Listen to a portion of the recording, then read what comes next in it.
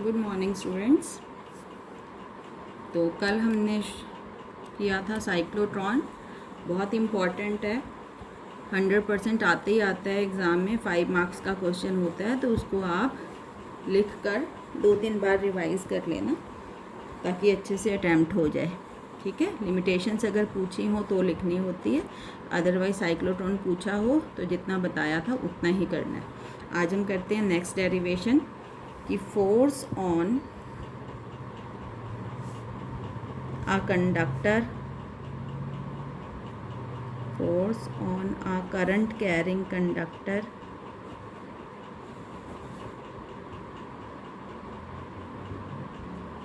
in magnetic field। क्या मतलब कि ऐसा कंडक्टर जिसमें से करंट जा रहा है, अगर हम उसको मैग्नेटिक फील्ड में रखें तो उस पर कितना फोर्स एक्ट करेगा। तो consider a conductor P Q, ये कंडक्टर है P Q of length L, कितनी है इसकी लेंथ एल, एंड ये जो एरिया ऑफ क्रॉस सेक्शन है ये कितना है a, carrying current from P to Q. किस डायरेक्शन में करंट जा रहा है, पी से क्यू, और it is along x axis हमने इसको प्लेस किया है। And say magnetic field is acting in x y plane such that magnetic field makes angle theta with the length of the conductor।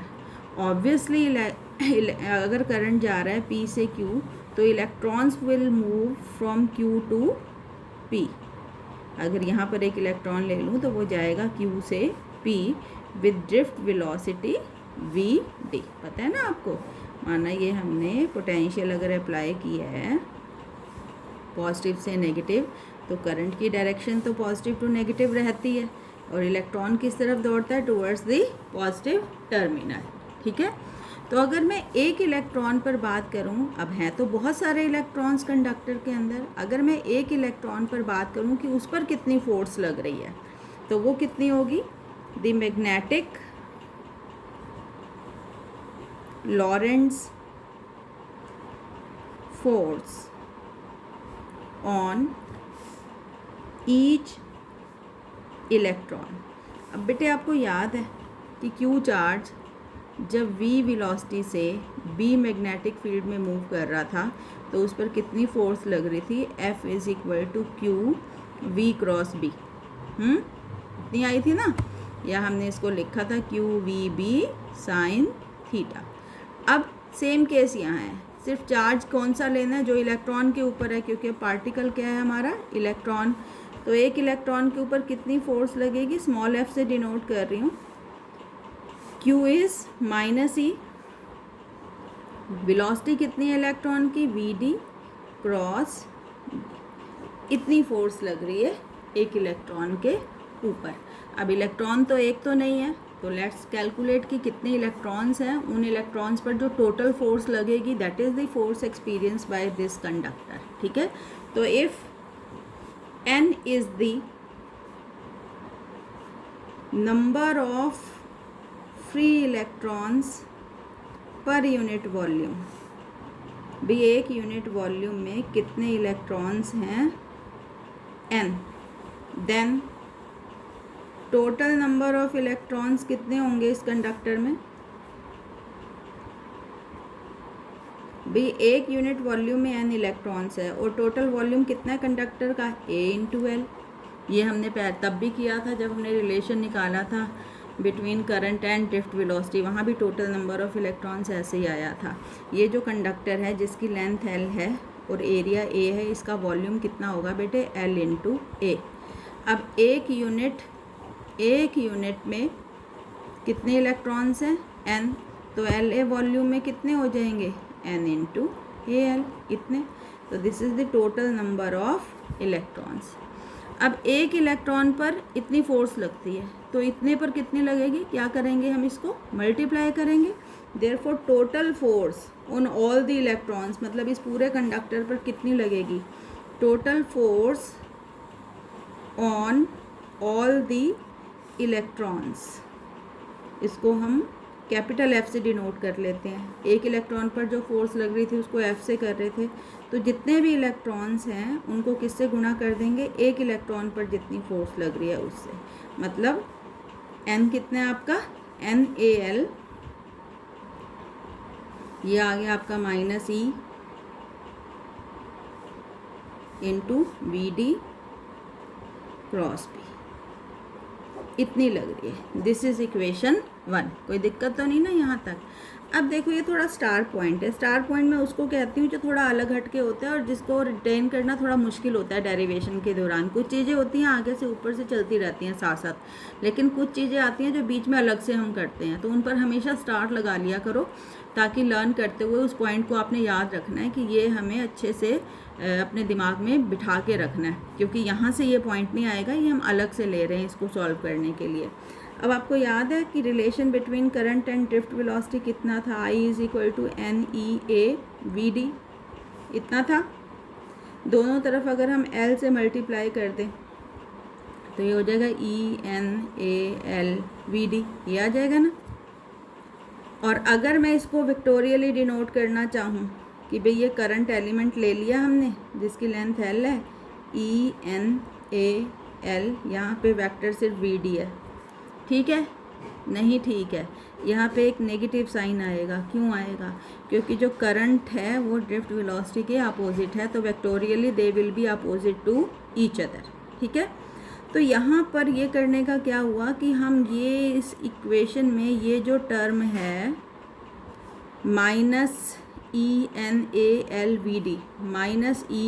-ENALVD, इसकी जगह we can write I × L। तो equation 1 become force, total force acting on the conductor, इस पूरे की जगह हमने IL कर दिया, और फिर ये क्या था, क्रॉस B।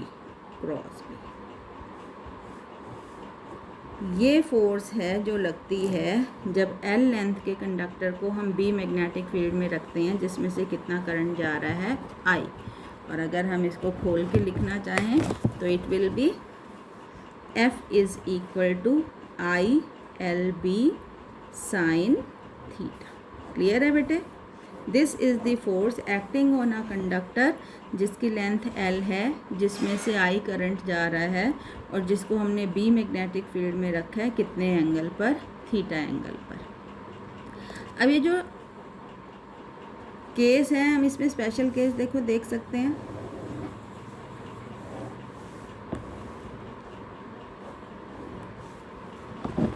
पहला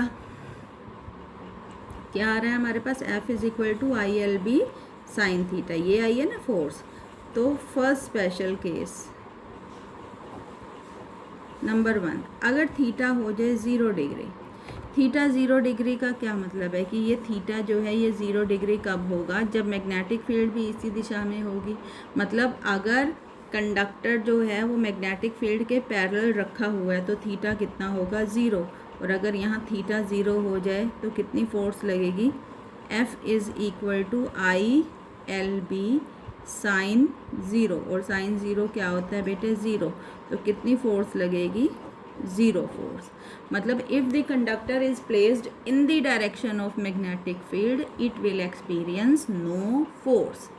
ये जो ऐसे वाले पॉइंट्स होते हैं इनको आप ध्यान में रखा करें, क्योंकि यही पॉइंट्स बनते हैं जो ऑप्शनल क्वेश्चन आते हैं आपको 16-17 जो प्रश्न आते हैं एक एक नंबर के, उसमें यही पूछते हैं कि if the conductor is place in the direction of magnetic field कितनी फोर्स लगेगी। अब आपको तब याद नहीं है रिलेशन या ये पॉइंट नहीं याद, तो फिर मुश्किल हो जाता है उन क्वेश्चंस को सॉल्व करना, अदरवाइज़ वो बहुत ईजी होते हैं, ठीक है। दूसरा स्पेशल केस क्या हो सकता है, अगर थीटा 90 डिग्री हो। थीटा 90 डिग्री का क्या मतलब है कि ये आपका कंडक्टर था, ये इसकी लेंथ थी, और ये मैग्नेटिक फील्ड है। मतलब लेंथ और मैग्नेटिक फील्ड के बीच में एंगल कितना है, 90 डिग्री। तब कितनी फोर्स लगेगी, तो F = ILB sin 90, और sin 90 क्या होता है, 1 होता है। sin 90 की वैल्यू रहती है 1, तो F = ILB मैक्सिमम फोर्स लगेगी जब conductor is placed perpendicular to magnetic field it will experience maximum force. और सबसे इम्पॉर्टेंट बात कि यहाँ पर ये जो फोर्स आई है कंडक्टर पे, इसकी डायरेक्शन कैसे निकालेंगे। तो डायरेक्शन ऑफ दिस फोर्स बहुत इम्पॉर्टेंट है, आगे बहुत काम आने वाला है ये हमें प्रॉब्लम्स को सॉल्व करने में। Direction of this force is given by Fleming's, पहले भी हमने किया था जब लॉरेंट्ज फोर्स निकाली थी, फ्लेमिंग्स लेफ्ट हैंड रूल, याद है क्या था फ्लेमिंग्स लेफ्ट हैंड रूल? कि अपने लेफ्ट हैंड की फोर फिंगर, ये रही फोर फिंगर, F4 है ना, फोर फिंगर, सेंटर फिंगर और थंब को एक दूसरे के परपेंडिकुलर, ये देखो है ना सब एक दूसरे के परपेंडिकुलर, और उल्टा हाथ है, स्ट्रेच करना है कि जो फोर फिंगर है ये किस डायरेक्शन में हो, मैग्नेटिक फील्ड की डायरेक्शन में, सेंटर फिंगर किस डायरेक्शन में हो, करंट की डायरेक्शन में। तो ये जो थंब होता है it will give the direction of force, और इसको याद रखने का वहाँ तरीका भी बताया था। F4 फील्ड की फोर फिंगर किस डायरेक्शन में रखनी है, फील्ड की, मैग्नेटिक फील्ड की। C4 centre, C4 current, centre finger किस डायरेक्शन में रखनी है, करंट की। तो ये जो थंब है it will give the direction of force, देखो ये सब एक दूसरे के परपेंडिकुलर है। This is Fleming's left hand rule. अगले लेसन में राइट हैंड रूल भी आएगा फ्लेमिंग का, जिसमें हम सीधे हाथ का इस्तेमाल करेंगे। ठीक है बेटे, तो ये बहुत इंपॉर्टेंट एक्सप्रेशन है, इसको अच्छे से करना है। अब हम करेंगे एक बहुत इम्पॉर्टेंट क्वेश्चन जो एग्ज़ाम्स में बहुत फ्रिक्वेंटली पूछा जाता है कि force between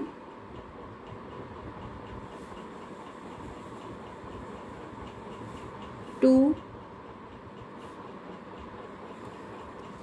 linear conductors,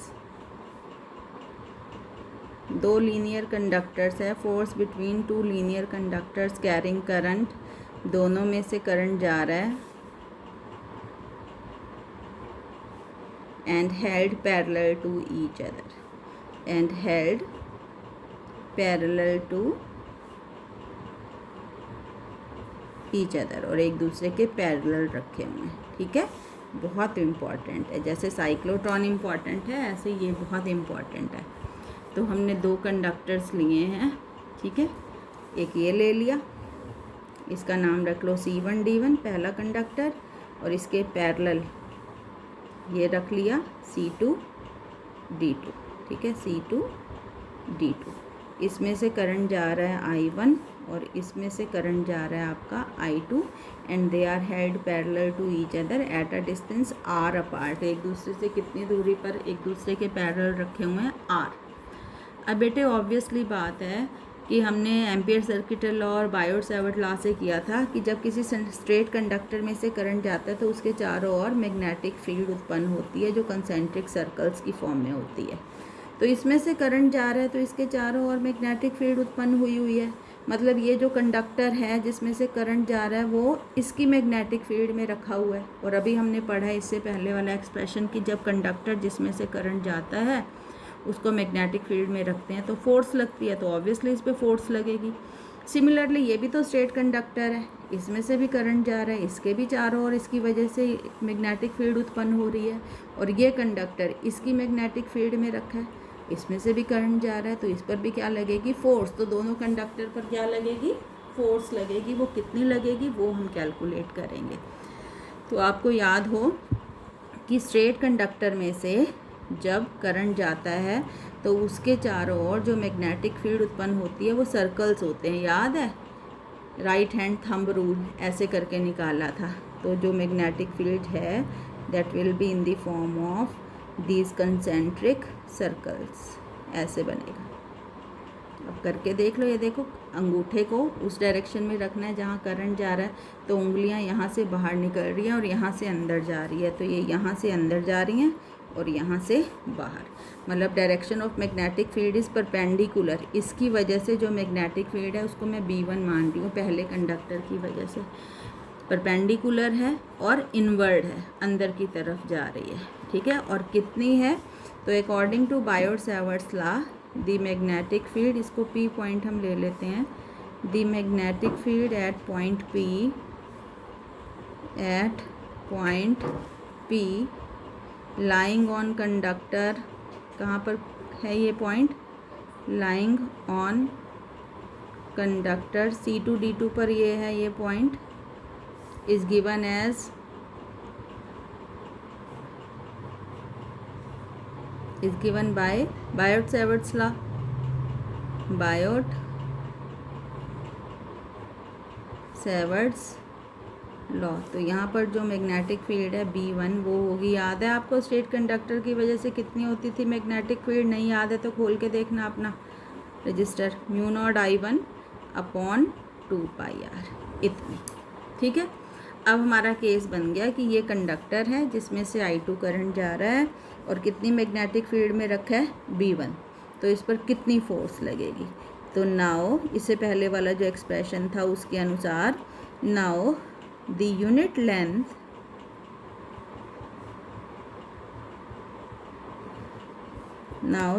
length of conductor C2D2 will experience force कितनी। अब क्योंकि ये दूसरे कंडक्टर पे लग रही है इसलिए हम इस फोर्स को F2 से शो करेंगे। अब बेटे F था आपका ILB साइन थीटा, यही आया था ना आपको। तो अब I कितना है, कितना करंट जा रहा है, इसमें से I2 जा रहा है। लेंथ को मैंने यूनिट कर दिया कि 1 यूनिट लेंथ 1 मीटर, तो लेंथ हो गई 1। B कितना है, कितनी मैग्नेटिक फील्ड में रखा हुआ है B1, और थीटा कितना हो गया आपका 90 डिग्री, क्योंकि B1 अंदर है और करंट प्लेन में है, तो ये साइन 90 कितना हो गया, साइन 90 कितना हो गया 1 हो गया ना, तो ये हो गया आपका I2 इंटू B1। तो F2 will be equal to I2 into B1। तो ये हो गया बेटे F2 is equal to I2 और B1 कितना है आपका, ये mu naught I1 upon 2πr, मतलब F2 is given as mu naught I1 into I2 by 2πr। ठीक है।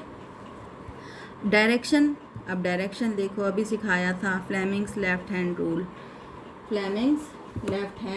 आई थी light, Fleming's left hand rule. तो वो कैसे करना है कि ये जो है मैग्नेटिक फील्ड अंदर की तरफ है, देखो बेटे इस उंगली को अंदर की तरफ करना बेटर होगा। इसके लिए ना एक बार आपको यूट्यूब वीडियो ज़रूर देख लेना जिसमें अच्छे से दिखा रखा हो। करंट जा रहा है ऊपर, तो हमने ऊपर कर लिया। तो देखो ये जो अंगूठा है ये इस तरफ आ रहा है, तो इस तरफ है ये फोर्स की direction F1 in the plane of the paper है एंड टूवर्ड C1 D1 है। तो F2 is in the plane of paper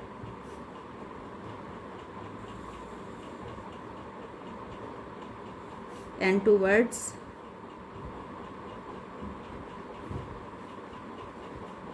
C1 D1, toward C1 D1। अब सिमिलरली इससे हम करेंगे कि भाई ये जो कंडक्टर है वो इसकी मैग्नेटिक फील्ड में है। देखो सेम कंडक्टर से ये C1 D1 था, कितना करंट जा रहा था, इसमें से I1 जा रहा था। ये C2 D2 था, कितना करंट जा रहा था I2। अब इसमें से जो करंट जा रहा है उसकी वजह से देखो मैग्नेटिक फील्ड लाइंस ऐसे ही निकालेंगे, राइट हैंड थंब रूल। अब यहाँ उंगलियाँ ऊपर है, यहाँ नीचे है, तो it will be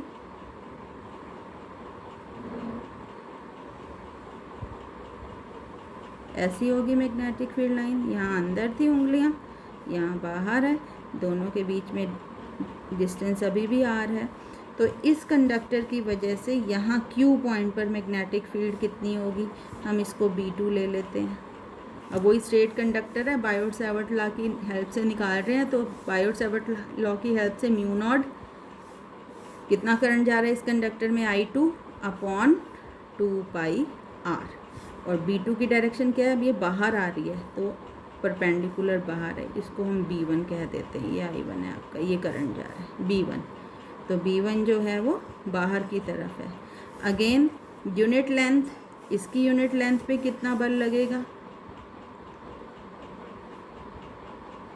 unit length of C1 D1 will experience a force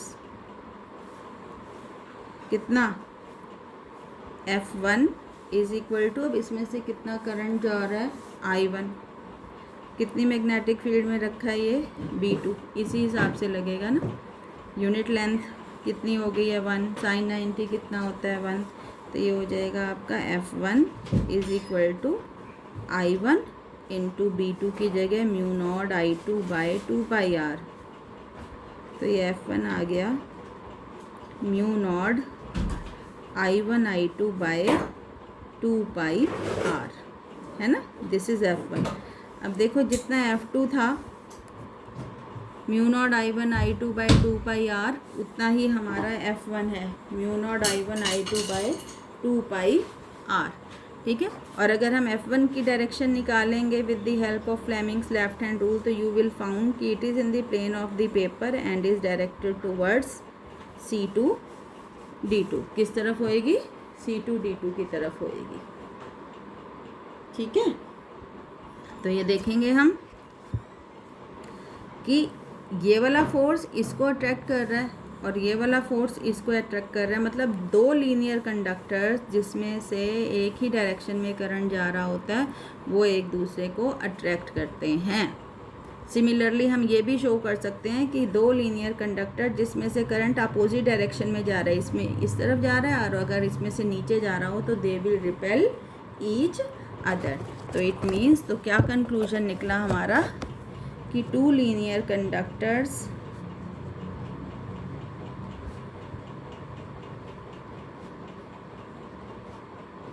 held parallel to each other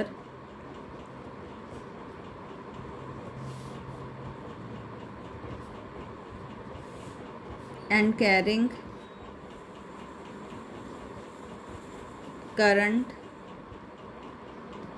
in same direction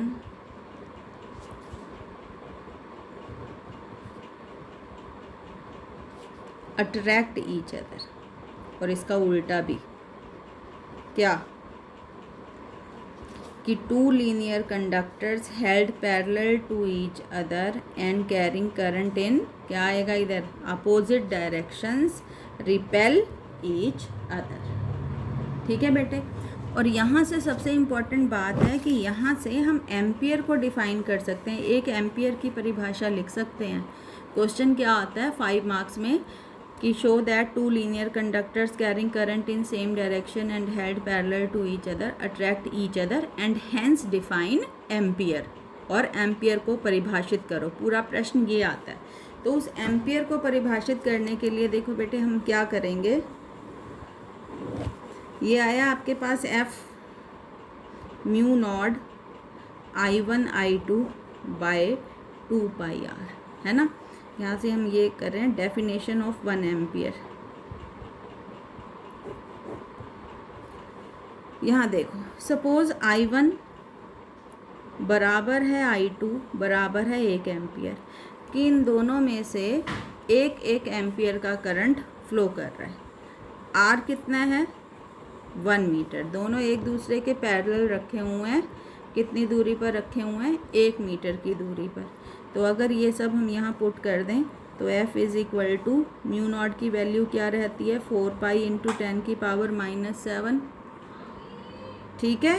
I1 कितना है 1 एम्पियर, I2 कितना है 1 एम्पियर इंटू 2π, R कितना है 1, पाई से पाई 2 से 2, तो F आया बेटे 2 इंटू 10 की पावर -7 न्यूटन।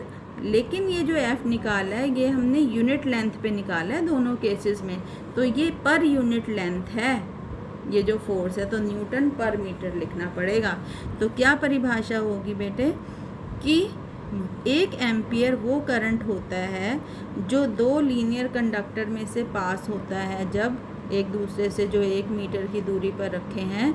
तो ये जो कंडक्टर्स होते हैं एक दूसरे को 2 इंटू 10 की पावर -7 न्यूटन पर मीटर की फोर्स से एक दूसरे को अट्रैक्ट करते हैं या रिपेल करते हैं। अट्रैक्ट कब करते हैं, जब ये करंट सेम डायरेक्शन में जाता है, और रिपेल कब करते हैं, जब ये करंट जो है अपोजिट डायरेक्शन में जाता है। तो इन दोनों में दोनों डेरिवेशंस बेटे साइक्लोट्रॉन और ये बहुत इम्पॉर्टेंट है।